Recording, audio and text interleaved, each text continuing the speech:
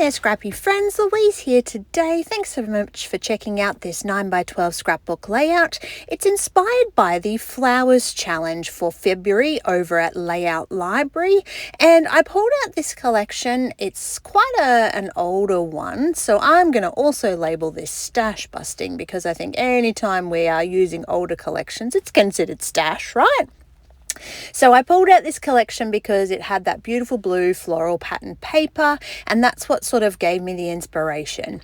Now I want to make sure that I'm including my journaling, so I do that straight away, and that stops it from getting lost when I'm creating and making sure that it does actually get onto the page. It's really simple journaling because this is Cooper and his capybara. He has this obsession with capybaras. I don't know where it came from. We've never seen one, but he loves capybaras, and when he saw this little stuffed teddy capybara, he thought it was great and decided that he had to have it no matter what, and it's just his little friend that he carries around all the time. It's kind of cute, but I'm not sure where the obsession with the capybara came from.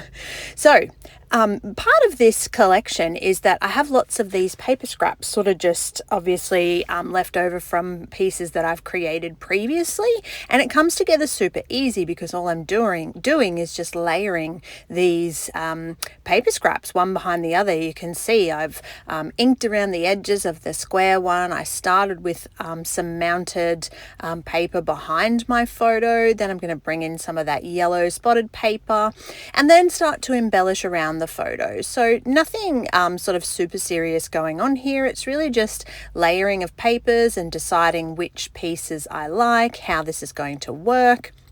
Now, this is a really dark and busy paper. So for me, I like to have a little bit of light and bright, and I felt like the layers were getting a little bit lost in that floral patterned paper. So I had to have a bit of a think about how I could possibly lighten it up a little bit, break it up. I considered using some white gesso over the back, but then I just decided that it needed stripes of paper like what I would potentially do if I'd started with a white background and actually trimmed the patterned paper and laid it over the top. So this is basically just a little bit of a reverse of a process. So you can see the effect that I had would have been to start with a white background and put the patterned paper pieces to the left, right, and down the middle, but I'm going to reverse that and just put the white over the top to get the same sort of effect. So really super easy to get that light and white, and you can see that this gives that main sort of cluster